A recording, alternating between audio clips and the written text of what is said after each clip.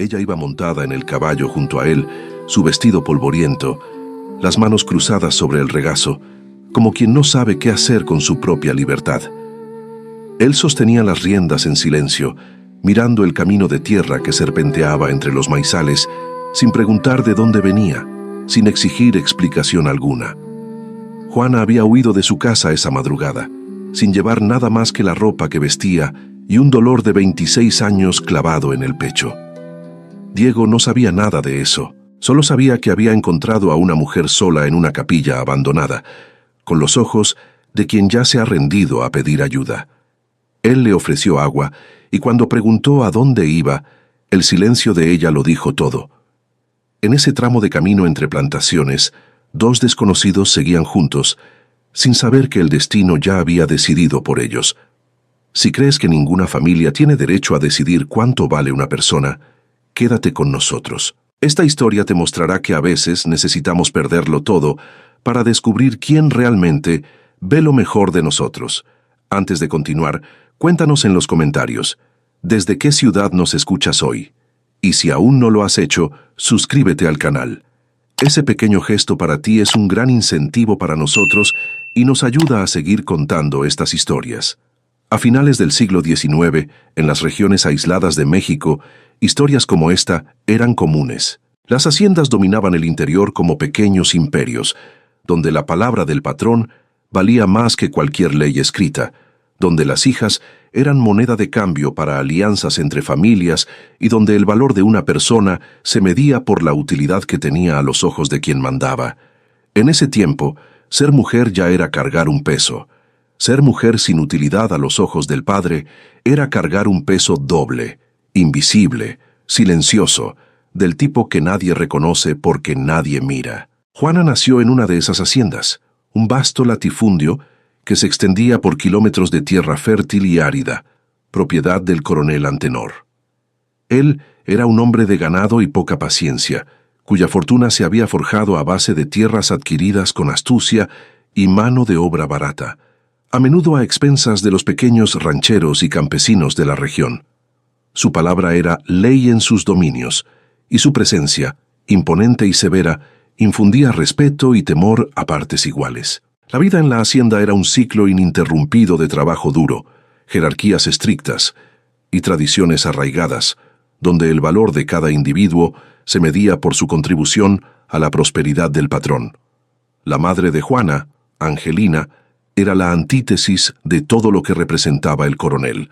Angelina era una artista de la cerámica, de manos benditas, de esas que transformaban el barro en obras de arte vivas. Sus dedos ágiles y sensibles daban forma a cuencos y jarrones con una elegancia inusual, y sus pinceles, finos como cabellos, pintaban flores tan perfectas que parecían tener aroma, y daban vida a figuras de animales con una gracia y un realismo que pocos podían igualar. Había venido de una familia humilde, de artesanos y campesinos, y se casó con Antenor por un arreglo que su padre había pactado, una unión de conveniencia que la sacó de la pobreza, pero la sumió en una jaula de oro. Sin embargo, Angelina encontró en el matrimonio al menos una cosa buena: sus hijos. En los primeros 11 años de vida de Juana, Angelina fue todo para ella. Le enseñó a la niña a moldear el barro y a pintar antes incluso de enseñarle a leer. Pasaban tardes enteras en el patio trasero, bajo la sombra de un viejo mezquite, madre e hija inclinadas sobre el barro, los pinceles, los pigmentos de colores que Angelina preparaba con minerales de la tierra y jugos de plantas. Mientras trabajaban, Angelina contaba historias de los antiguos pueblos, de la tierra y sus espíritus, y tarareaba canciones de cuna que Juana guardaría para siempre en la memoria, como un tesoro invaluable. La conexión entre ellas era profunda, un lenguaje silencioso de manos y miradas que el coronel Antenor, absorto en sus negocios y su autoridad, nunca llegó a comprender ni a valorar. Para él, la cerámica era un pasatiempo inútil, una distracción de las verdaderas responsabilidades de una mujer. Cuando Juana cumplió 11 años, una fiebre fuerte se apoderó de Angelina. Comenzó como un cansancio persistente que la dejaba sin aliento. Luego se convirtió en escalofríos que la hacían temblar hasta los huesos. Después, en un delirio que la sumía en sueños febriles y pesadillas. El médico más cercano estaba a 2 días de viaje a caballo, y Antenor, aunque preocupado por la estabilidad de su hogar y la administración de la hacienda, mandó a buscarlo. Pero la fiebre fue más rápida que el jinete. Angelina murió una madrugada de martes, con el primer rayo de sol asomándose por el horizonte. Sostuvo la mano de su hija hasta el último aliento, murmurando palabras que Juana no pudo entender, pero que sintió en el pecho como una promesa inquebrantable, un eco de amor que la acompañaría para siempre. La niña se quedó sentada junto al cuerpo de su madre hasta que el sol estuvo alto en el cielo, sin llorar, sin gritar, solo sosteniendo esa mano que se iba enfriando poco a poco, como si soltarla significara perder lo último real que tenía en el mundo. Antenor no era un hombre cruel por naturaleza, pero era un hombre duro por elección, pragmático hasta la médula y emocionalmente distante. La muerte de Angelina no lo destruyó como destruye a quien ama de verdad. Lo que sintió fue incomodidad, la pérdida de alguien que cumplía una función esencial en la casa, que organizaba, que administraba, que mantenía las cosas funcionando con una eficiencia silenciosa que él daba por sentada. Y cuando miraba a Juana, no veía a la hija que necesitaba consuelo, no veía el dolor en sus ojos, veía a una niña que no sabía montar a caballo, no entendía de ganado, no tenía cuerpo fuerte para el trabajo pesado de la hacienda, que solo sabía trabajar con barro y pinceles, cosas que él consideraba pasatiempo de mujer sin ocupación seria. Juana era, a sus ojos, la versión menos útil de la madre que ya no estaba allí, una carga más que una bendición. 2 años después de la muerte de Angelina, Antenor se casó con Elvira. Viuda de un ranchero que murió en una inundación, Elvira llegó a la hacienda trayendo un hijo de 15 años, Octavio, y una ambición que escondía detrás de sonrisas calculadas y modales refinados. Era una mujer hermosa, de una belleza afilada, con ojos que medían todo en términos de ventaja y desventaja, que evaluaba a cada persona por la utilidad que ofrecía a sus propios intereses. Desde el primer momento, Elvira rechazó a Juana. La veía como un espejo de Angelina, una copia de la belleza de la mujer que había ocupado su lugar, y eso la irritaba profundamente. En el primer mes fue cortés con Juana, en el segundo indiferente, y en el tercero comenzó el trabajo de empujarla a los márgenes de su propia casa, de borrar su existencia.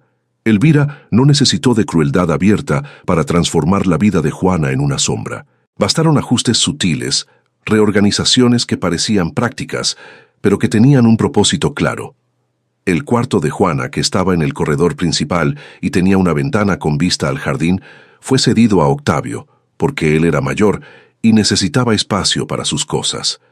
Juana fue trasladada a una habitación en la parte trasera, cerca de la cocina, pequeña y sofocante, sin una ventana decente, con un olor perpetuo a humo y comida. El lugar en la mesa del comedor, donde Juana siempre se sentó junto a su padre, fue ocupado por Elvira, quien dijo con naturalidad que la mesa solo cabía para 4 y que Juana podía comer en la cocina con la cocinera, que era incluso más cómodo y práctico para todos.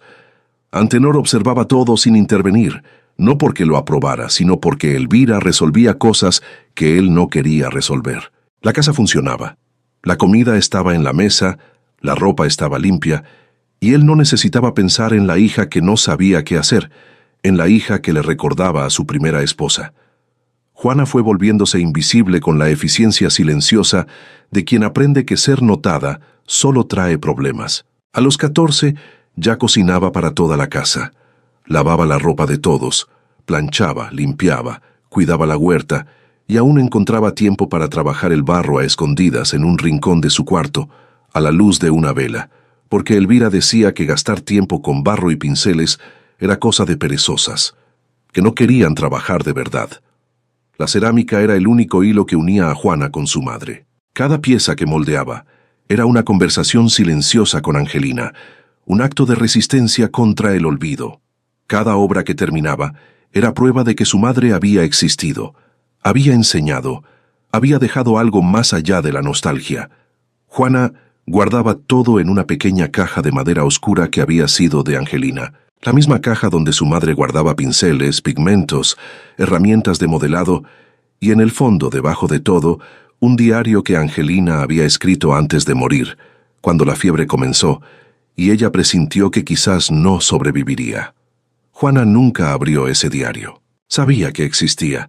Sabía que su madre lo había escrito en las primeras noches de fiebre, pero lo guardaba para un día en que necesitara escuchar la voz de su madre de verdad, un día en que el dolor fuera demasiado grande para soportarlo sola, un día en que la soledad fuera insoportable. Los años pasaron con la monotonía pesada de quien vive sin expectativas. Juana cumplió 20 años, luego 22, luego 26, sin que nada cambiara en la dinámica de esa casa. Elvira reinó absoluta, manejando la hacienda con mano de hierro y manipulando a Antenor a su antojo. Octavio gastaba el dinero de su padrastro en juegos y bebida en las villas vecinas, acumulando deudas y problemas que Elvira se encargaba de ocultar. Y Antenor envejecía satisfecho con la ilusión de que todo estaba en orden, ciego a la infelicidad de su hija y a la ruina silenciosa de su patrimonio. Nadie en la región siquiera recordaba que Juana existía. Cuando alguien preguntaba por la hija del coronel, Elvira respondía con esa sonrisa afilada que la muchacha era tímida, que prefería quedarse en la parte trasera, que no tenía habilidad para la vida social, y así la borraba de la memoria de todos, como si nunca hubiera existido. Octavio era un problema aparte. Tenía la arrogancia del padrastro sin la competencia, la ambición de la madre sin la inteligencia para disimular. Acumulaba deudas de juego en cada villa que frecuentaba, hacía promesas que no cumplía, irritaba a gente que no debía irritar, metiéndose en problemas cada vez más grandes. Elvira cubría sus rastros como podía, pagando a los acreedores con dinero de la hacienda, inventando excusas para Antenor, que comenzaba a desconfiar, pero no lo suficiente como para actuar. Fue en una de esas coberturas, cuando las deudas de Octavio se volvieron impagables y amenazaban con la reputación de la familia, que sucedió lo que cambió todo.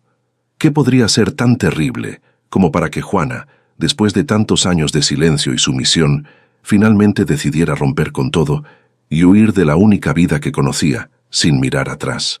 La hacienda se preparaba para una gran fiesta, un evento que prometía ser el más ostentoso de la temporada en la región.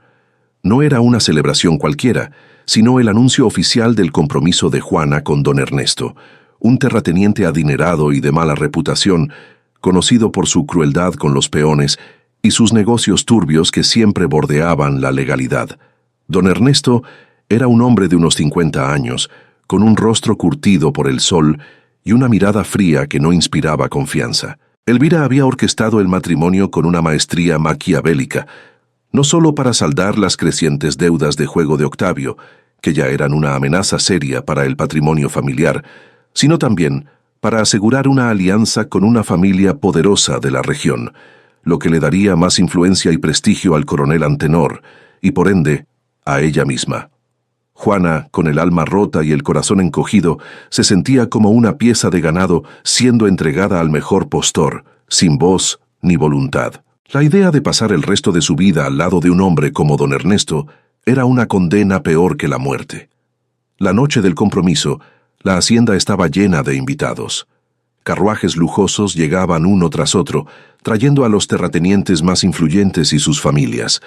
Músicos tocaban sones alegres en el patio central, el vino corría en abundancia y las risas resonaban por todas partes, creando una atmósfera de falsa alegría. Pero el corazón de Juana latía con una melodía de desesperación, un tamborileo sordo que solo ella podía escuchar. Vestida con un traje que Elvira había elegido, un vestido de seda color crema que le quedaba ajustado y la hacía sentir incómoda, Juana se sentía ajena a su propio cuerpo, como si fuera una muñeca en una vitrina, exhibida para el deleite de los demás. Durante la cena, que se servía en el gran salón de la hacienda, Elvira, con una sonrisa calculada y un brillo malicioso en los ojos, se levantó para hacer un brindis. Con palabras melosas y empalagosas, elogió la virtud de Juana y la generosidad de don Ernesto. La sala estaba en silencio, todos los ojos fijos en Elvira, que disfrutaba de ser el centro de atención. Luego, con un gesto teatral que captó la atención de todos los presentes, anunció un regalo especial para el futuro esposo, un detalle que, según ella, simbolizaba la inocencia y la pureza de Juana. Se dirigió al rincón donde Juana, con la esperanza de que nadie lo notara, había dejado su pequeña caja de madera con las últimas piezas de cerámica que había moldeado, junto con algunas de Angelina que había logrado rescatar de la quema anterior de Elvira. Eran pequeñas figuras de animales, un cuenco con motivos florales y un plato con el sol y la luna, símbolos de su herencia y de la conexión con su madre, piezas que Juana había pulido y pintado con esmero en las noches de soledad. Elvira tomó la caja y, ante la mirada atónita de Juana, la abrió con un chasquido seco. Con desprecio, sacó las piezas de barro una por una, sosteniéndolas en alto para que todos las vieran como si fueran objetos de burla. «Miren estas baratijas», dijo con voz burlona que resonó en el salón. «La arte de la futura esposa. Cosas inútiles, como su madre, como ella misma. ¿Quién querría esto en su casa, don Ernesto? Solo sirven para estorbar». Y con cada palabra, Elvira arrojaba las piezas al suelo de piedra, rompiéndolas en pedazos. El sonido de la cerámica al estrellarse resonó en el silencio de la sala, un eco de la propia alma de Juana que se hacía añicos. Las figuras de animales se hicieron polvo, el cuenco se partió en dos, y el plato con el sol y la luna se pulverizó bajo el pie de Elvira, que lo pisoteó con saña, disfrutando de la crueldad de su acto. En un acto de maldad final, Elvira se acercó a Juana. Le arrebató el pequeño diario de Angelina que Juana llevaba consigo, escondido bajo su vestido, y lo lanzó al fuego de la chimenea, diciendo que los secretos de los muertos deben quedarse con ellos, y no estorbar a los vivos con sus fantasmas. El diario ardió rápidamente, consumiendo las últimas palabras de su madre. Juana sintió que el mundo se desmoronaba a sus pies. Las lágrimas brotaron de sus ojos, pero no eran lágrimas de tristeza, sino de una rabia helada que nunca antes había sentido, una furia silenciosa que le quemaba por dentro. Miró a su padre, Antenor, quien permanecía sentado, con la mirada perdida en su copa de vino, sin mover un músculo, sin intervenir, sin defenderla, sin siquiera mirarla a los ojos. La pasividad de su padre fue la última puñalada, la confirmación de que no había nadie en esa casa que la amara o la protegiera, que estaba completamente sola. En ese instante, Juana supo que no había nada para ella en esa casa, ni en ese futuro. La humillación pública, la destrucción del legado de su madre y la certeza de un futuro sombrío con don Ernesto fueron demasiado para ella. La idea de ser la esposa de ese hombre, de vivir bajo su yugo, era insoportable. Mientras la atención de los invitados se desviaba nuevamente hacia la música y la bebida, y Elvira recibía felicitaciones por su ingenio, Juana, con el corazón en pedazos, pero una determinación férrea, se escabulló. Había logrado salvar algunas de las herramientas de Angelina, que estaban escondidas en su cuarto, junto con un pequeño trozo de arcilla que había guardado con la esperanza de un día poder volver a crear. Afortunadamente, en su desesperación, antes de salir, Juana recordó un escondite secreto bajo una tabla suelta en su antigua habitación, donde su madre había guardado otro diario con otros documentos importantes.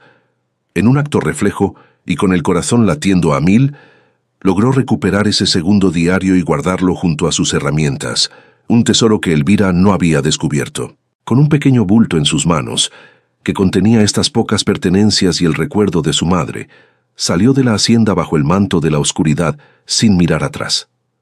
La luna era su única testigo mientras se adentraba en la noche, dejando atrás una vida de humillación y dolor, sin saber a dónde ir, pero con la certeza de que cualquier lugar, por desolado que fuera, sería mejor que aquel infierno. El viento frío de la noche le secaba las lágrimas, pero no apagaba el fuego de su determinación. La noche se tragó a Juana, una oscuridad densa y opresiva que parecía reflejar el vacío en su alma. Caminó sin rumbo fijo, guiada únicamente por el instinto de supervivencia y el deseo ardiente de alejarse lo más posible de la hacienda, de la humillación, de la sombra de Elvira y la pasividad de su padre.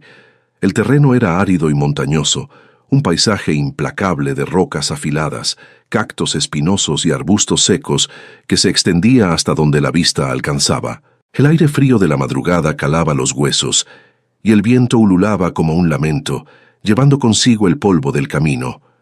Se escondía durante el día, buscando refugio bajo la sombra escasa de algún cactus gigante o una roca saliente, o en las pequeñas cuevas que encontraba en los barrancos, donde el sol no podía alcanzarla. Reanudaba su marcha al caer el sol, cuando la temperatura bajaba y la luna se convertía en su única guía en la inmensidad del desierto. La sed y el hambre se volvieron sus compañeras constantes, un tormento que la acompañaba a cada paso, debilitando su cuerpo y su espíritu. Sus pies, heridos por las piedras y espinas del camino, sangraban y apenas la sostenían. Cada paso era una agonía, pero la imagen de las piezas de su madre hechas añicos y el recuerdo del diario que había logrado salvar le daban la fuerza para continuar. El pequeño bulto con las herramientas de Angelina y el segundo diario era lo único que la mantenía aferrada a la vida, un último vestigio de su identidad, un recordatorio de que no todo estaba perdido, de que aún quedaba algo de su madre con ella. Lo apretaba contra su pecho como si fuera un talismán. Al segundo día de su huida, cuando sus fuerzas estaban a punto de abandonarla por completo y la deshidratación comenzaba a nublar su mente, Juana avistó una silueta en el horizonte. Era una pequeña capela de adobe en ruinas, con el techo parcialmente desmoronado y la puerta de madera carcomida por el tiempo, que chirriaba con el viento como un alma en pena. Estaba aislada, en medio de un paisaje desolado de cactos y piedras, como un faro de esperanza en su desesperación, una promesa de refugio en la inmensidad hostil. Con un último esfuerzo, Juana se arrastró hasta allí, el corazón latiéndole con una mezcla de miedo y alivio, sus pulmones ardiendo por el esfuerzo. Al cruzar el umbral, el silencio sagrado del lugar la envolvió, un silencio que no era vacío, sino una presencia reconfortante. Se dejó caer en el suelo de tierra batida, el cuerpo tembloroso y la mente nublada por la fiebre y el agotamiento. El aire dentro de la capilla era fresco, un respiro del sol implacable que había quemado su piel y la había dejado al borde del colapso. Juana se acurrucó en un rincón, aferrándose a su bulto, y se entregó al agotamiento. Cayó en un sueño profundo y febril, un escape momentáneo de su tormento, un descanso que su cuerpo y su mente necesitaban desesperadamente, un olvido temporal de su dolor. Mientras tanto, a varias leguas de allí, Diego, un hombre de 39 años, viudo y padre de una niña de 7, Maribel, regresaba a su rancho después de inspeccionar una parte remota de sus tierras. Era un hombre de pocas palabras, pero de mirada profunda y manos fuertes, curtidas por el trabajo. No solía pasar por ese camino, que era más largo y accidentado, y que llevaba a la parte más inhóspita de sus propiedades. Sin embargo, un presentimiento inusual y la visión de un caballo salvaje que lo desvió de su ruta habitual lo llevó a acercarse a la capela. Al ver la puerta entreabierta, algo inusual en ese lugar olvidado y generalmente cerrado con una cadena oxidada, la curiosidad lo impulsó a detenerse. Descendió de su caballo con cautela, sus botas levantando pequeñas nubes de polvo. Entró en la capilla, y la penumbra del interior le reveló la imagen de Juana. Estaba enroscada en el suelo, su rostro sucio y marcado por la travesía, el vestido rasgado y cubierto de polvo, pero aún aferrada a su bulto, como si su vida dependiera de él. No hizo preguntas. Su mirada, aunque seria y reservada, reveló una compasión silenciosa, una comprensión tácita del sufrimiento ajeno. Percibió la fragilidad de ella, la ausencia de amenaza y la profundidad del dolor y el desespero en su semblante. Sin dudarlo, sacó su cantimplora de cuero, que aún contenía un poco de agua fresca, y le ofreció. Al ver que Juana apenas podía beber, la ayudó, sosteniéndole la cabeza con delicadeza, sus dedos rozando la piel febril de la mujer. Después de que Juana bebió unos sorbos, Diego, con cuidado, la levantó. Su cuerpo era ligero, casi sin peso, señal de la extrema debilidad. La subió a su caballo, acomodándola frente a él, y se dirigió lentamente hacia su rancho, a unas leguas de allí. La travesía fue en silencio, Juana semi-inconsciente, su cabeza apoyada en el hombro de Diego, y él, con la imagen de su hija en mente, sintió que no podía dejar a esa mujer sola a merced del desierto. Algo en su corazón, endurecido por la pérdida y la soledad, le decía que debía protegerla, que esa mujer, a pesar de ser una completa desconocida, necesitaba su ayuda. El sol comenzaba a ponerse, tiñendo el cielo de tonos anaranjados y morados, mientras Diego cabalgaba hacia un futuro incierto, llevando consigo a una mujer que cambiaría su vida para siempre. ¿Qué le depararía a Juana en el rancho de este hombre silencioso y su pequeña hija? ¿Y cómo se adaptaría a una vida tan diferente a la que había conocido, lejos de la opulencia y la crueldad de la hacienda de su padre? ¿Sería este rancho un verdadero refugio o solo una parada temporal en su huida? Al llegar al rancho de Diego, una propiedad modesta pero bien cuidada, Juana fue acomodada en un pequeño cuarto en la parte trasera de la casa. El lugar era sencillo, con paredes de adobe blanqueadas, un piso de tierra apisonada y una cama de madera tosca con un colchón de paja cubierto con una sábana limpia, que olía a sol y a hierbas secas. Una cómoda que chirriaba al abrirse y una pequeña ventana que daba al pastizal, donde los caballos dormían de pie, completaban el mobiliario. Era un espacio humilde, como todo allí, pero cuando Juana cerró la puerta y se encontró sola, sintió algo que no le cabía en el pecho. Era el primer espacio verdaderamente suyo, desde la pequeña habitación sofocante en la hacienda de su padre. Y la diferencia era que aquí nadie la había empujado a la parte trasera. Aquí la habían invitado a quedarse con una amabilidad que no conocía, una gentileza que la desarmaba. La sensación de seguridad, aunque precaria, era un bálsamo para su alma herida. Maribel, la hija de Diego, una niña de 7 años con ojos curiosos y un poco asustados, observaba a la extraña con una mezcla de timidez y fascinación. No estaba acostumbrada a ver otras mujeres en la casa, solo a su padre y a los peones que trabajaban en el rancho.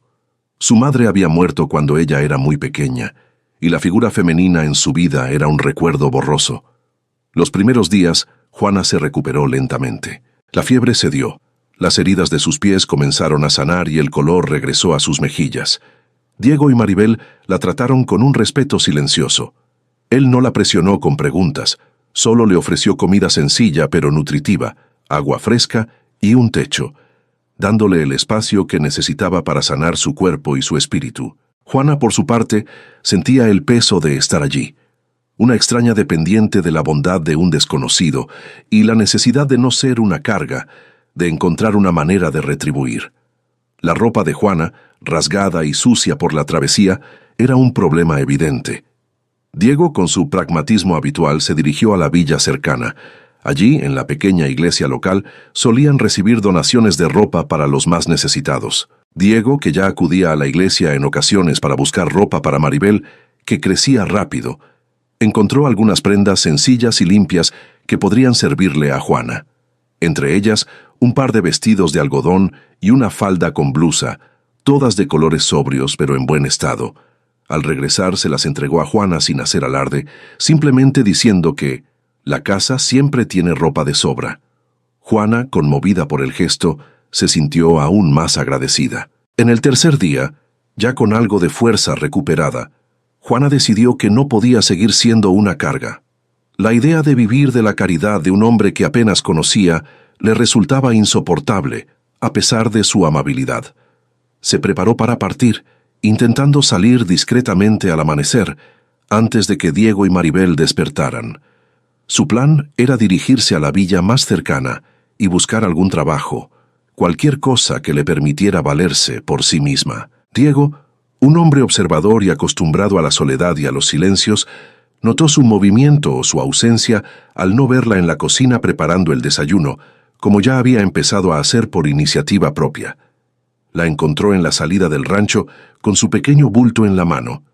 La abordó con su calma habitual, pero con una firmeza que no permitía evasivas. Le preguntó a dónde iba, sabiendo que ella no tenía a dónde ir, que el desierto no era lugar para una mujer sola, sin provisiones ni protección. Juana, avergonzada y desesperada, intentó justificar su partida, diciendo que no podía vivir de favor, que no quería causar problemas, que no era justo para él ni para su hija.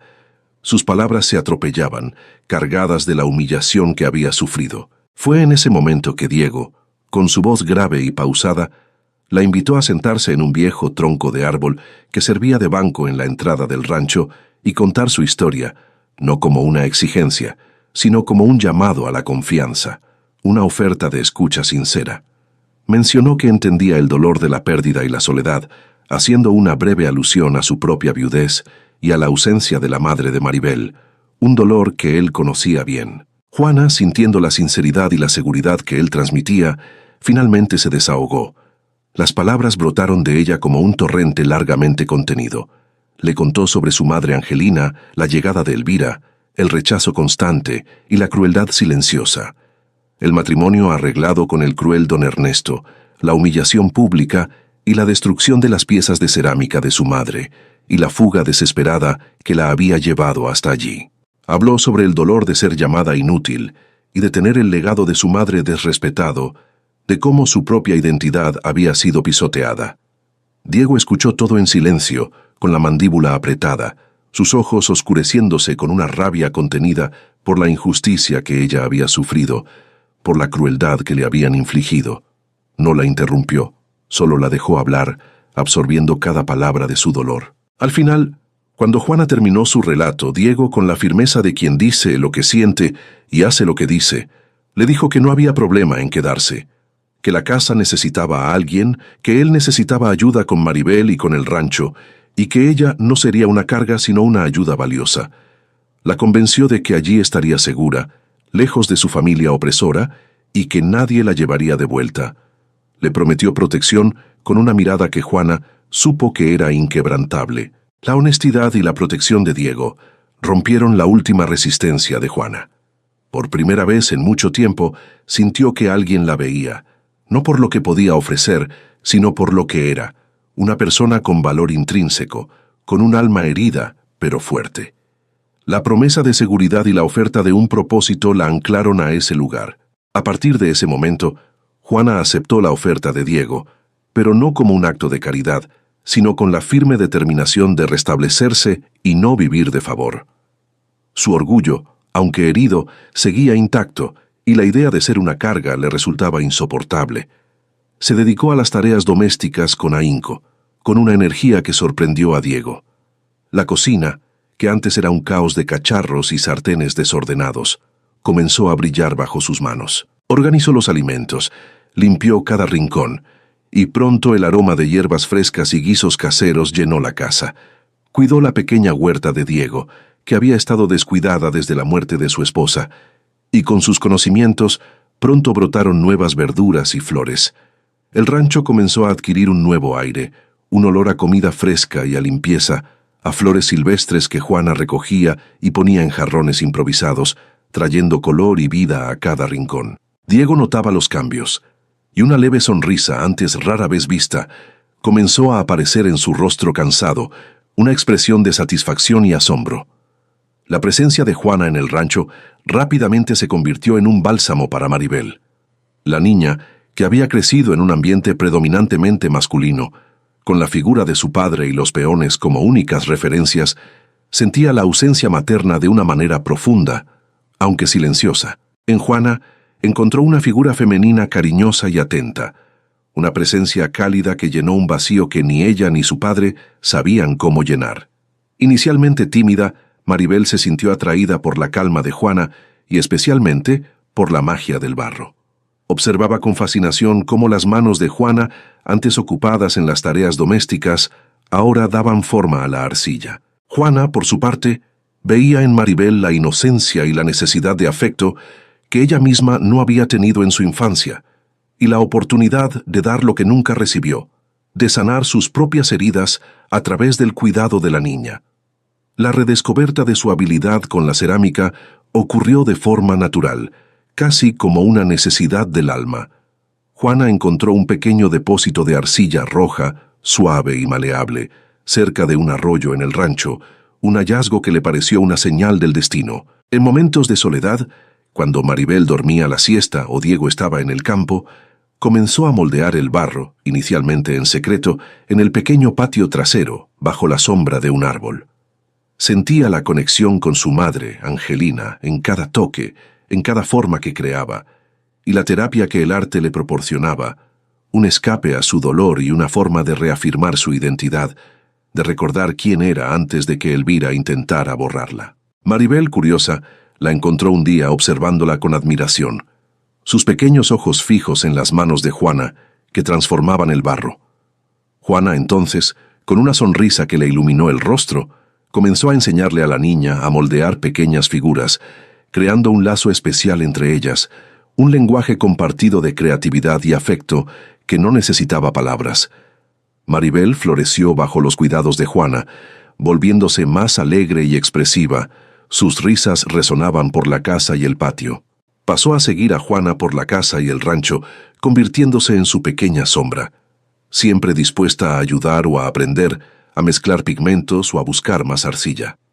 La niña se convirtió en la primera alumna de Juana en el arte de la cerámica, y sus pequeñas creaciones, aunque imperfectas, eran guardadas con cariño por Juana, como tesoros que simbolizaban su nueva vida. Esta relación no solo llenó un vacío en la vida de Maribel, sino que también curó una parte del alma de Juana. La conexión entre ellas era un testimonio silencioso del valor de Juana, contrastando con la forma en que Elvira la trataba. Diego, al ver las piezas de cerámica que Juana comenzó a crear, pequeños cuencos para la mesa, figuras de animales para Maribel, adornos para la casa que antes estaban vacíos, y la alegría que esto traía a Maribel, percibió la profundidad del talento de Juana y la belleza que ella traía a su casa. Reconoció que ella no era inútil, como le habían hecho creer, sino una artista, una creadora, y que su presencia estaba transformando la vida de ellos, llenando un vacío que él no sabía cómo llenar, trayendo una luz que no había visto desde la muerte de su esposa. Él mismo se encontró observando las manos de Juana, fascinado por la forma en que el barro cobraba vida bajo sus dedos y por la paz que irradiaba de ella mientras trabajaba. La admiración de Diego por Juana crecía cada día, no solo por su belleza, sino por su fuerza, su resiliencia y su talento.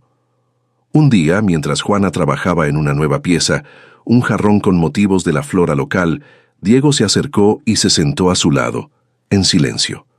Observó sus manos por un largo rato y luego, con su voz grave, le preguntó sobre los pigmentos, sobre las técnicas que usaba. Juana, sorprendida pero complacida, le explicó con detalle, compartiendo el conocimiento que su madre le había transmitido. Diego escuchó con atención, asintiendo de vez en cuando, y Juana sintió una conexión profunda con él, una comprensión que iba más allá de las palabras. Era la primera vez que un adulto, aparte de su madre, mostraba un interés genuino en su arte. En ese momento, Juana supo que había encontrado un lugar donde su talento era valorado y donde ella misma era vista y apreciada por quien realmente era. Fue en una de esas tardes tranquilas, mientras Maribel dormía y Diego estaba en el campo, que Juana, sintiéndose más segura y en paz que nunca, decidió abrir el pequeño bulto que había traído consigo. Sacó las herramientas de cerámica de su madre y, con un cuidado reverente, el segundo diario que había recuperado de su escondite secreto. Con el corazón latiéndole con una mezcla de nostalgia y curiosidad, comenzó a leer las palabras de Angelina. Las páginas, amarillentas por el tiempo, revelaron no solo los pensamientos y sentimientos más íntimos de su madre, sino también un secreto que cambiaría el rumbo de su vida.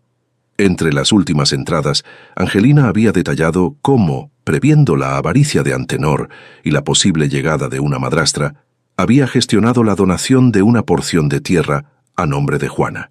Por una increíble y mágica coincidencia o destino, era una parcela que colindaba con el rancho de Diego, considerada improductiva por Antenor, pero que Angelina había valorado por su cercanía a un arroyo y su potencial para el cultivo y la extracción de arcilla.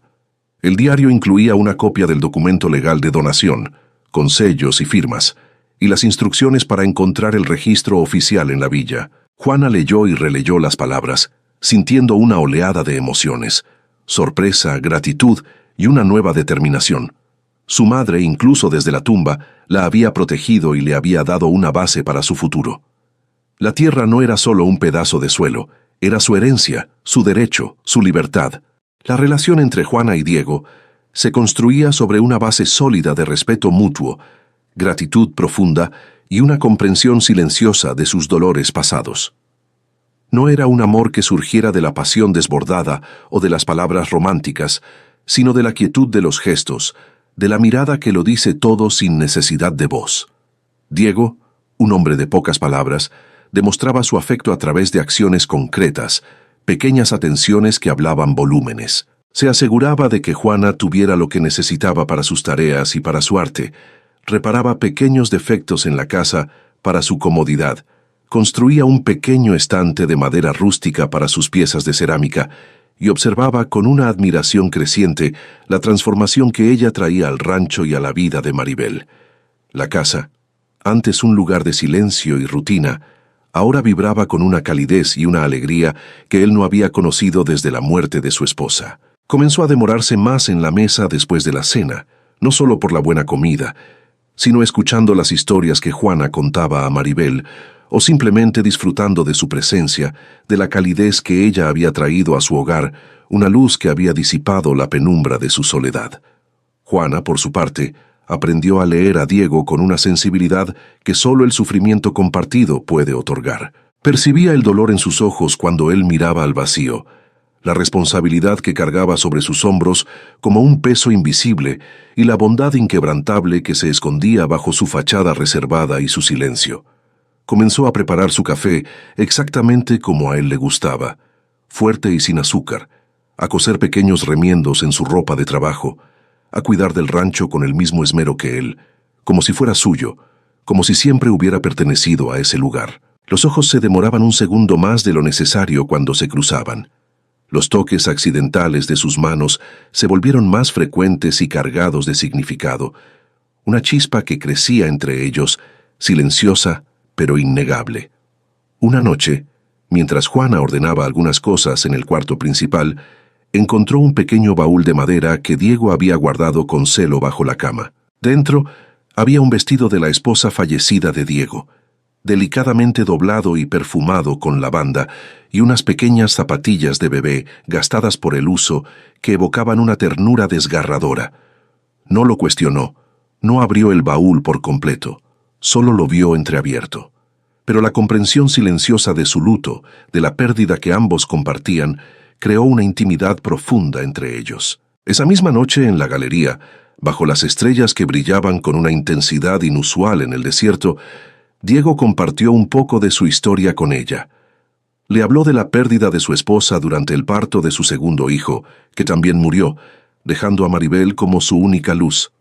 Juana, con su propia experiencia de luto y abandono, no ofreció lástima, sino una empatía que él no había encontrado en años, una comprensión que iba más allá de las palabras, que se sentía en el alma. El amor entre ellos nació despacio, como la arcilla que Juana moldeaba, construido en pequeños gestos de cuidado, confianza y reconocimiento del alma del otro, una conexión que se forjaba en el silencio y la comprensión mutua, en la certeza de que habían encontrado un refugio el uno en el otro. La presencia de Juana no solo había traído orden y belleza al rancho, sino que había despertado en Diego una parte de sí mismo que creía perdida. Las risas de Maribel, el aroma de la comida casera, el sonido suave de Juana trabajando el barro, todo contribuía a crear un hogar, algo que Diego no había tenido en mucho tiempo. Él, a su vez, le ofrecía a Juana la seguridad y el respeto que nunca había conocido. La protegía con una firmeza silenciosa, una barrera inquebrantable contra el mundo exterior. Juana, que había vivido bajo la sombra de la opresión, encontró en Diego no solo un protector, sino un compañero, alguien que la veía y la valoraba por quien era, con sus talentos y sus heridas. Los días se sucedían con una paz que Juana nunca había imaginado posible. Las tardes en la galería, con Maribel jugando cerca y Diego a su lado, se convirtieron en el momento más preciado del día. Los atardeceres pintaban el cielo de colores vibrantes, y el silencio del desierto se llenaba con la promesa de un futuro compartido. Sin embargo, la felicidad, a menudo, es un bien frágil, especialmente para aquellos que han conocido la adversidad. La tranquilidad del rancho, la incipiente felicidad de Juana y Diego, era una llama que el viento del pasado amenazaba con apagar. Las noticias, aunque lentas en llegar a esas tierras apartadas, siempre encontraban su camino. Los rumores de una mujer fugitiva, de una recompensa, de una familia poderosa buscando a su propiedad, comenzaban a circular por las villas cercanas, como un veneno lento que se esparcía. Diego, con su experiencia de vida y su conocimiento de la gente, sabía que esa paz era precaria, que la sombra de la hacienda de Antenor era larga y que la ambición de Elvira no tendría límites. La paz de Juana en el rancho de Diego, esa burbuja de felicidad y seguridad que habían construido con tanto esmero, se vio amenazada cuando su familia de origen, implacable en su búsqueda, comenzó a cerrar el cerco. Elvira, furiosa con la fuga de Juana, y más aún con la posibilidad de perder la tierra de Angelina, no escatimó recursos. Envió capangas a las villas vecinas, hombres de mala reputación y peor talante, esparciendo la mentira de que Juana había robado dinero de la familia y huido con un amante, una calumnia diseñada para deshonrarla y justificar su captura. Ofrecían una recompensa generosa por información, esperando que la codicia de la gente revelara su paradero. Don Ernesto, el no menos cruel novio rechazado, también usó su influencia y sus contactos para presionar la búsqueda, movido por el orgullo herido y la alianza que había perdido con la huida de Juana, un golpe a su reputación que no estaba dispuesto a perdonar. La demora en la búsqueda de Juana por parte de su familia se debió a una combinación de factores. Inicialmente, Elvira y Antenor no le dieron mayor importancia a la fuga, creyendo que Juana, sin recursos ni experiencia en el mundo exterior, regresaría por sí misma, humillada y arrepentida. Sin embargo, la verdadera alarma se encendió cuando Elvira, al revisar viejos documentos de Angelina en busca de propiedades para vender y cubrir las deudas de Octavio, descubrió el registro de la donación de tierra a nombre de Juana. Fue entonces cuando la búsqueda se volvió frenética y maliciosa, no por preocupación por Juana, sino por el valor de la tierra que ahora estaba en juego. La noticia, como el polvo del desierto, encontró su camino hasta el rancho de Diego. Llegó a través de un arriero que pasaba por la villa más cercana, quien le contó a Diego los rumores que circulaban, las descripciones de la fugitiva y la recompensa ofrecida. Diego, con su experiencia de vida y su conocimiento de la gente y sus miserias, inmediatamente percibió que se trataba de Juana. La descripción de la mujer, el origen de la fuga, todo encajaba. Se lo contó a ella, con la seriedad que la situación exigía, pero reafirmando su protección, con una mirada que no dejaba lugar a dudas. Juana sintió el miedo nuevamente, un escalofrío que le recorrió la espalda, un eco de la opresión de su pasado, pero la presencia de Diego y Maribel la fortaleció, dándole una nueva razón para luchar, para no dejarse vencer. No estaba sola esta vez. La amenaza se intensificó cuando Octavio, el hijo de Elvira, con su arrogancia habitual y su violencia latente, apareció personalmente en el rancho de Diego. No vino solo. Lo acompañaban dos capangas que Juana reconoció de inmediato como peones de la hacienda de su padre, hombres rudos y leales a Elvira. Diego estaba en el campo, revisando el ganado, cuando escuchó el sonido inconfundible de los caballos acercándose a galope. Regresó corriendo con el mango de la azada aún en la mano, encontrando a los tres hombres parados frente a la casa, mirando a su alrededor con esa postura de quien cree que puede entrar en cualquier lugar sin pedir permiso, con una insolencia que le hirvió la sangre. Juana estaba dentro de la casa, espiando por la rendija de la ventana. Su cuerpo entero temblaba, pero su mente estaba extrañamente clara, como si todos los años de silencio y sumisión la hubieran preparado para ese momento exacto, para esta confrontación final. Octavio bajó del caballo con la arrogancia perezosa de quien nunca ha trabajado de verdad en la vida. Tenía un rostro que sería hermoso si no estuviera estropeado por una expresión permanente de desprecio y superioridad, y vestía ropas demasiado caras para quien vivía de dinero prestado y deudas de juego. Miró a Diego de arriba abajo, como quien mira a un empleado o a un inferior, y le preguntó con tono despectivo si él era el dueño de esa choza, refiriéndose al rancho. Diego no respondió a la provocación. Se quedó parado donde estaba, el cuerpo plantado en el suelo como el tronco de un árbol viejo, la azada descansando a un lado, y preguntó con voz grave y firme qué querían esos hombres en su propiedad. Octavio ignoró la pregunta con una sonrisa petulante, y dijo que buscaba a una mujer llamada Juana, que había huido de la casa de su padre, llevándose cosas que no eran suyas, y que tenía información de que estaba escondida allí. Diego dijo que no conocía a nadie con ese nombre. Lo dijo con la calma de una piedra, sin desviar la mirada, sin tartamudear, con una convicción que sorprendió a Octavio, quien no esperaba tal resistencia de un simple ranchero. Octavio perdió la sonrisa. No esperaba la resistencia. Estaba acostumbrado a intimidar a gente más débil, peones que bajaban la cabeza, comerciantes que debían favores a su padrastro, mujeres que no tenían quien las defendiera. Pero Diego no era nada de eso, y sus ojos dejaban claro que no se movería de esa puerta, ni aunque el mundo se acabara. Con un gesto de impaciencia, Octavio les hizo una señal a los dos capangas. Los hombres comenzaron a caminar hacia la casa, con la intención de entrar por la fuerza. Diego se interpuso en la puerta, bloqueando el paso. No levantó la voz, no hizo amenazas explícitas, solo dijo con una voz que no admitía réplica que nadie entraba en su casa sin permiso, y que si tenían una orden judicial, podían mostrarla, pero que sin un papel firmado por la autoridad, esa puerta permanecería cerrada. La tensión era palpable, el aire vibraba con la amenaza de la violencia. Octavio, frustrado, no esperaba la resistencia de un hombre que parecía tan tranquilo. Estaba acostumbrado a intimidar a gente más débil, a peones que bajaban la cabeza, a comerciantes que debían favores a su padrastro, mujeres que no tenían quien las defendiera.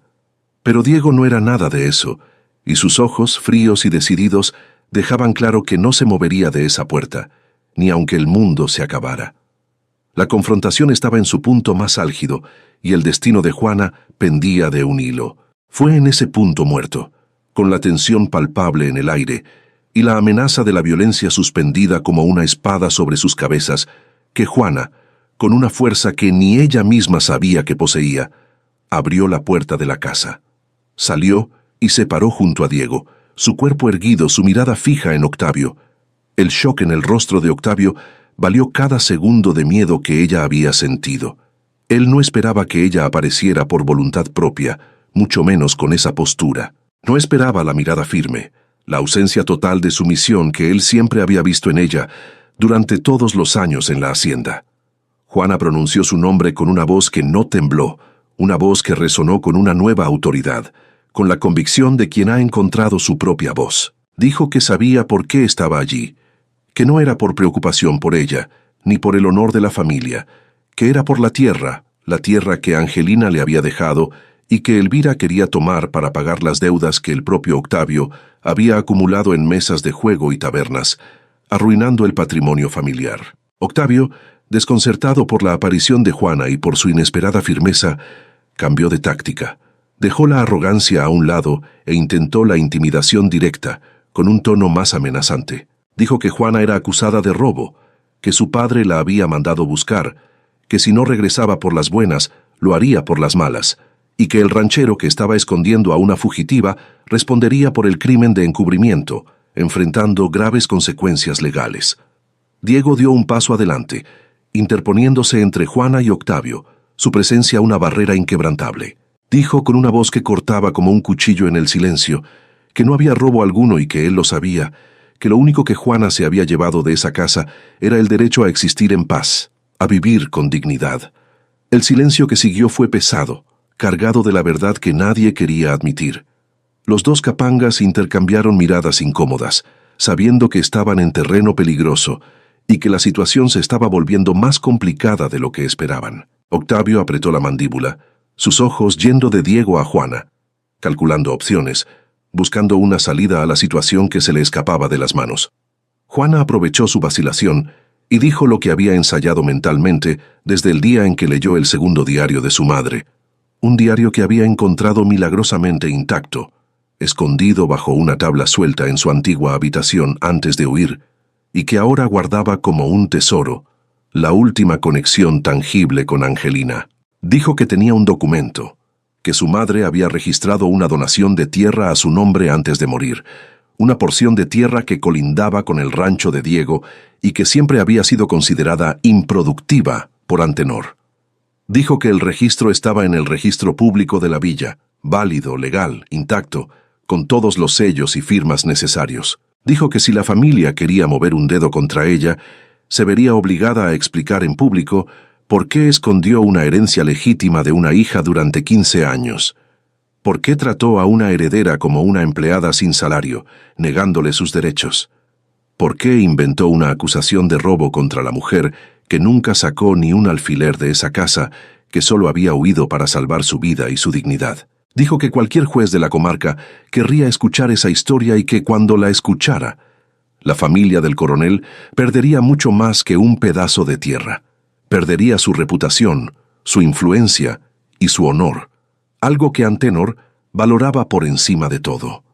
Octavio palideció, no de miedo, sino de rabia impotente, del tipo de rabia que siente quien siempre resuelve las cosas por la fuerza y de repente encuentra una pared que no cede, una barrera legal y moral que no puede derribar con amenazas. Miró a Juana como si la viera por primera vez, no como la muchacha sumisa y silenciosa que había conocido, sino como una mujer de pie, con pruebas irrefutables, con un hombre a su lado que no retrocedería. Lo que vio allí ya no era la niña encorvada que comía en la cocina, era una mujer fuerte, decidida, con la verdad de su lado.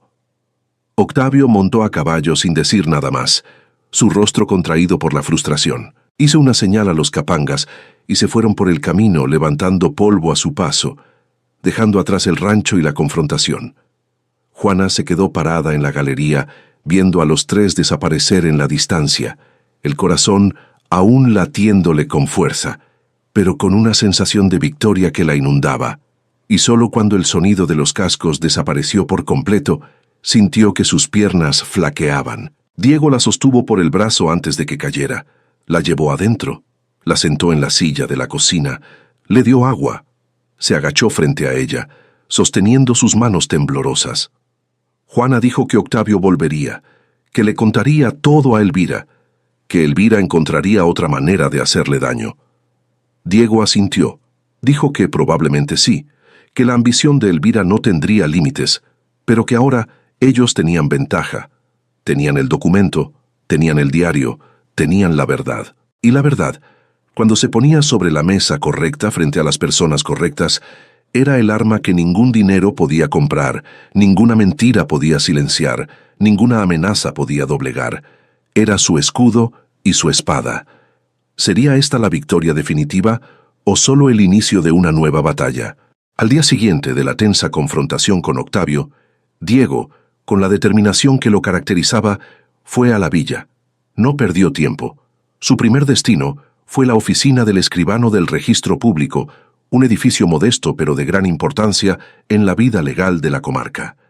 Allí confirmó que el registro de donación de la tierra a nombre de Juana existía, válido y nunca impugnado, tal como Juana había dicho. El escribano, un hombre de edad avanzada y reputación intachable, que conocía bien las leyes y respetaba los papeles firmados, se mostró sorprendido por la historia de Juana y la audacia de su familia. Dijo a Diego qué sería necesario para oficializar la posesión de la tierra a nombre de Juana y para protegerla legalmente. El escribano explicó los pasos con detalle y se ofreció a ayudar con la documentación, impresionado por la injusticia que Juana había sufrido y por la valentía de Diego al protegerla. Diego regresó a casa con todo anotado en un pequeño cuaderno y con algo más.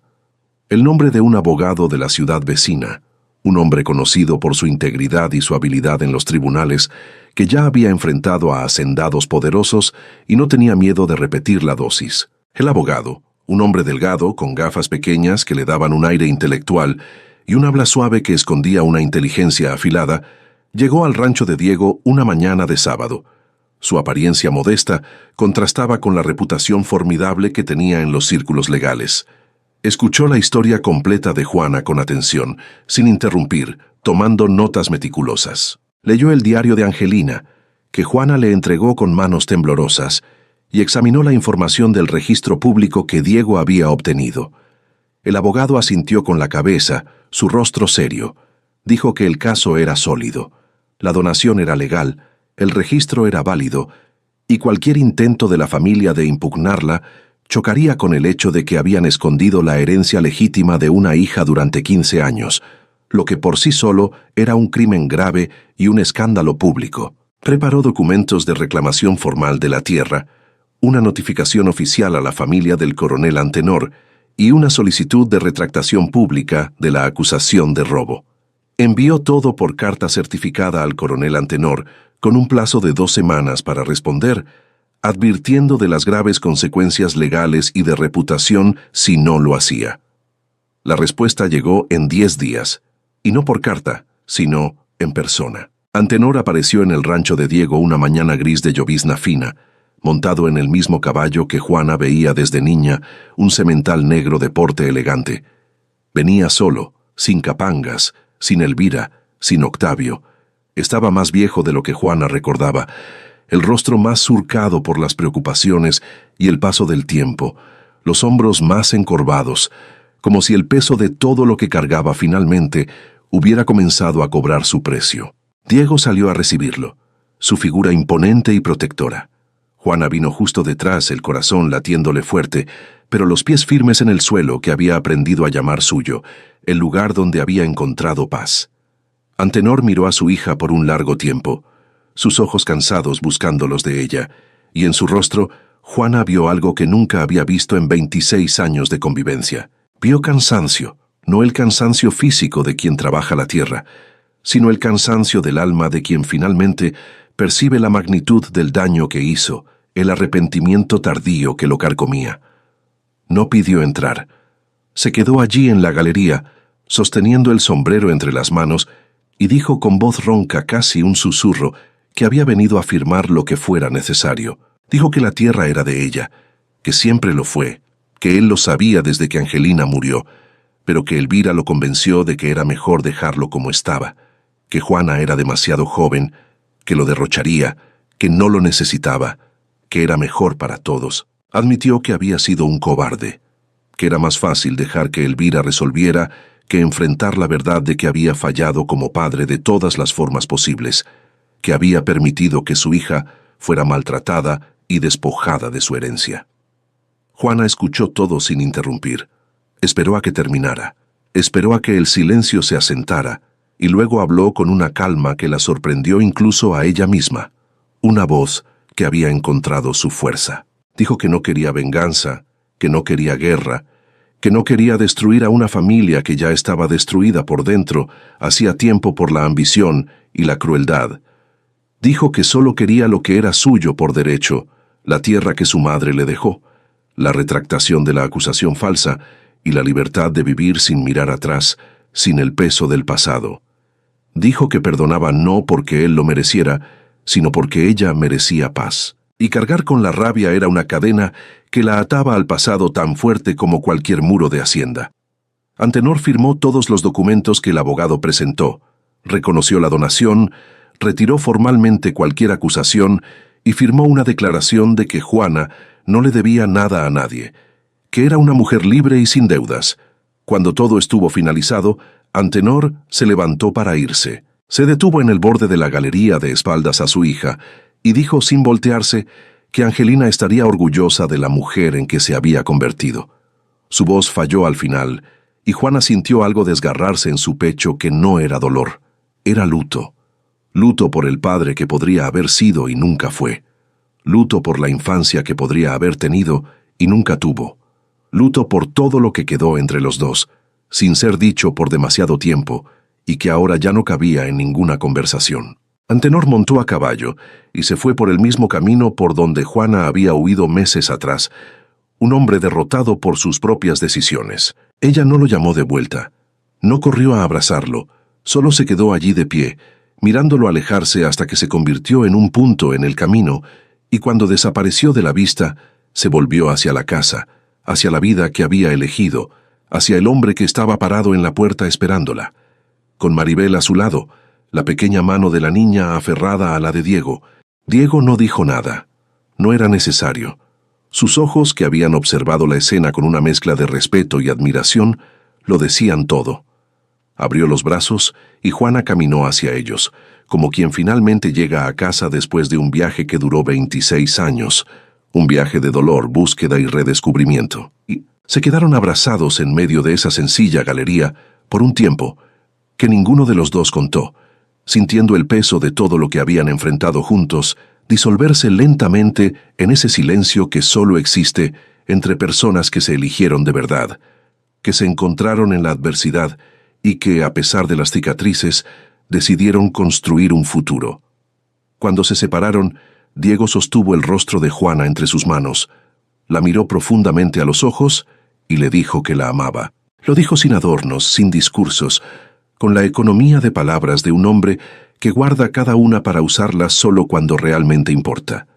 Dijo que la amaba desde el día en que la encontró en el camino con la carreta rota y los ojos de quien ya se había cansado de esperar que alguien viera lo que estaba allí, pero que no sabía cómo decirle eso a alguien que merecía tanto y que él tenía tan poco que ofrecer. Juana sonrió, y era una sonrisa que transformaba todo su rostro, una sonrisa que ella no sabía que aún existía dentro de ella, una sonrisa de pura felicidad y alivio.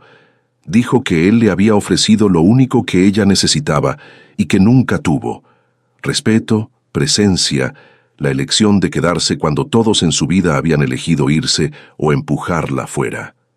Dijo que no quería un hombre rico, no quería una hacienda grande, no quería nada que Elvira y Antenor creyeran que tenía valor. Quería exactamente lo que él era: un hombre honesto, que reparaba carretas sin hacer preguntas, que compraba un baúl de vuelta sin quejarse del precio, que dormía al otro lado de la pared y hacía que el mundo pareciera seguro por primera vez.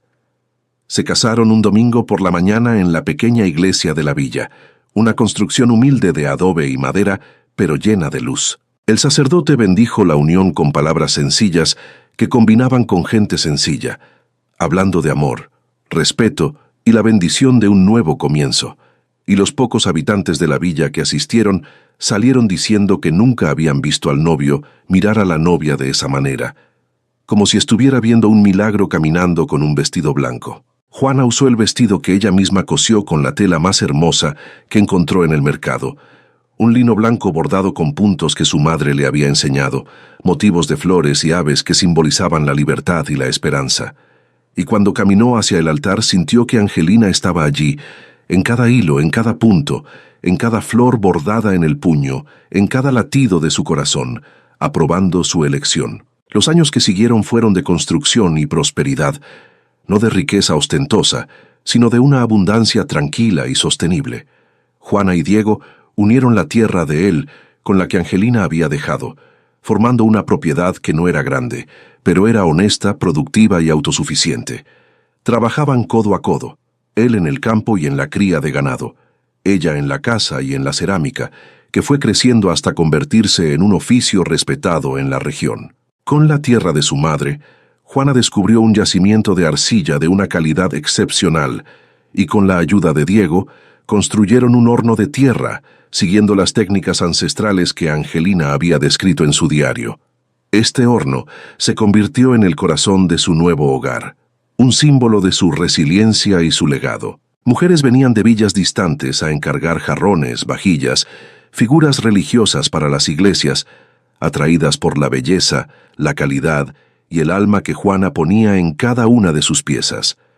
Juana trabajaba el barro con la misma devoción que su madre le había enseñado, transformando la arcilla en arte, y cada pieza que salía de sus manos llevaba la historia silenciosa de una mujer que había sido llamada inútil y que demostró con barro y pinceles que la utilidad se mide de formas que la gente pequeña no puede ver, que el verdadero valor reside en el alma, el talento y la capacidad de amar. 2 años después del matrimonio, nació la primera hija de Juana y Diego, una niña a la que Juana llamó Angelina, en honor a su madre, y cuando sostuvo a ese bebé en sus brazos por primera vez, sintió que el círculo se cerraba. La madre que había perdido renacía en esa niña, no como repetición, sino como continuación de un legado de amor, arte y fortaleza. Juana juró en silencio que esa niña crecería sabiendo que era amada, que tenía valor, que el mundo podía ser duro, pero que siempre habría una mano extendida para quien lo mereciera, y que su voz siempre sería escuchada. 2 años después, llegó un niño, Joaquín, que nació con los ojos serios de Diego y la terquedad silenciosa de Juana, y que desde pequeño quedaba hipnotizado viendo a su madre trabajar el barro, como si entendiera que en esas formas había un lenguaje secreto que solo algunos sabían leer. Maribel, por su parte, creció feliz, con una madre y un padre que la amaban, y con hermanos que la adoraban, convirtiéndose en una joven fuerte y amable, siempre dispuesta a ayudar a Juana con la cerámica y a aprender los secretos del horno de tierra. Antenor murió algunos años después, solo en la hacienda que Elvira ya había vendido por la mitad antes de irse con Octavio para probar suerte en otra región, huyendo de las deudas y la mala reputación que los perseguían. Juana supo de la muerte por el sacerdote de la villa y sintió una tristeza mansa, sin rencor, la tristeza de quien mira ruinas y recuerda que allí podría haber existido una casa hermosa si alguien la hubiera cuidado. No fue al entierro, pero envió flores porque su madre las habría enviado, como un último gesto de respeto y despedida. Una tarde de domingo, 15 años después de aquel encuentro en la capilla, Juana estaba sentada en la galería de la casa, que ahora tenía 2 pisos y un jardín que ella cultivaba con el mismo esmero que ponía en todo, lleno de flores y hierbas aromáticas. Angelina, ya una joven de 13 años, trabajaba el barro a su lado, aprendiendo las mismas técnicas que su abuela enseñó a su madre, con la misma pasión y destreza. Joaquín ayudaba a Diego a cerrar el corral, los dos conversando sobre la cosecha y el ganado, con la complicidad de padre e hijo que se entienden sin necesidad de muchas palabras. Maribel, ya una mujer joven y hermosa, leía un libro en un rincón, sonriendo al escuchar las risas de sus hermanos y el murmullo de la vida en el rancho. El sol descendía detrás de los cerros, pintando todo de naranja y rosa, y el viento traía el olor a tierra mojada por la lluvia de la tarde. Diego subió los escalones de la galería, se sentó junto a Juana, en el banco que él había construido años atrás, y tomó su mano como hacía todas las tardes desde que estaban casados. Se quedaron allí en silencio, mirando a sus hijos trabajar y jugar, sintiendo el buen peso de una vida construida juntos, pieza por pieza, día a día, con la paciencia de quien sabe que las cosas que duran son las que tardan en estar listas. Juana apoyó la cabeza en su hombro y dijo en voz baja que era feliz. No dijo nada más porque no era necesario. Diego apretó su mano y sonrió de esa manera rara y hermosa que ella había aprendido a leer como nadie. Y los dos se quedaron allí hasta que aparecieron las estrellas, 2 personas que el mundo intentó quebrar por separado y que juntas habían construido algo que ningún rechazo, ninguna mentira, ninguna palabra cruel podía alcanzar. Juana pasó 26 años creyendo la mentira que le repitieron desde niña, que no servía para nada, que no tenía valor, que era un peso muerto en una casa que nunca fue realmente suya. Diego era un hombre que conocía la soledad como quien conoce su propio rostro en el espejo, que cargaba luto, culpa y silencio, que había cerrado las puertas de su pecho pensando que nunca más tendría que abrirlas. Cuando él la encontró en aquella capilla abandonada, con los ojos de quien ya se cansó de esperar que alguien viera lo que estaba allí, algo dentro de él reconoció lo que su familia nunca quiso ver, que allí había una persona de verdad, que allí había un valor que no se mide en utilidad ni en obediencia, que allí había alguien que merecía ser mirada con los ojos limpios que solo quien ya sufrió puede tener. Y cuando eligió quedarse a su lado, cuando eligió protegerla sin pedir nada, cuando eligió amar despacio y de verdad, no solo la salvó a ella, se salvó a sí mismo. Porque a veces es así como funciona. Encontramos a quien nos necesita exactamente cuando más necesitamos a alguien. Si esta historia te hizo sentir algo en el pecho, si entiendes que el verdadero valor de una persona no depende de quien la crió, sino de quien elige quedarse a su lado, déjanos un me gusta y suscríbete al canal Cuentos de Viuda. Aquí contamos historias de gente que el mundo intentó apagar, pero que encontró a alguien con ojos capaces de ver lo que siempre estuvo allí. En un mundo donde las redes sociales a menudo nos bombardean con noticias y realidades que nos hacen sentir que solo existen cosas malas, que la crueldad y la indiferencia dominan, es fácil perder la esperanza. Pero la verdad es que, como Juana y Diego, hay muchísimas personas buenas allá afuera, dispuestas a extender una mano, a ofrecer un refugio, a ver el valor en el otro sin pedir nada a cambio. Necesitamos entrenar nuestro algoritmo personal para buscar y reconocer esas historias de bondad, de resiliencia, de amor que se construye en los pequeños gestos. No dejes que el ruido te impida ver la luz. Hay esperanza, hay conexión, y hay un sinfín de personas esperando ser vistas y valoradas, y quizás tú seas quien las vea. Toda semana tenemos una historia nueva esperándote, porque todo el mundo merece saber que existe alguien en el mundo capaz de ver lo que su propia familia nunca quiso ver. Y si esta historia te recordó a alguien que necesita escuchar esto hoy, compártela. A veces, una historia es todo lo que alguien necesita para recordar que aún vale la pena seguir adelante. Y no olvides activar la campanita de notificaciones para no perderte nuestro próximo video.